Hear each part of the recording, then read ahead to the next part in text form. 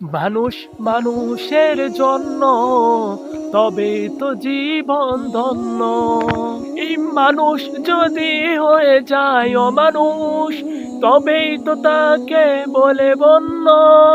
পশুরাও তো মালিক চিনে, নত হয়ে যায় তার সামনে। তবে মানুষ হয়েও যদি না চিনো মালিক, পশুর চেয়েও জঘন্য।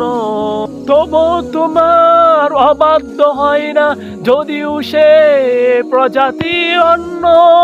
তোমার তো আছে কত শত সুবিধা, পাই না খাবার তারা আরো থাকে বাধা। অবশ্যই ষষ্ঠাকে ভুলে যায় না, যদিও সে হয় নগণ্য।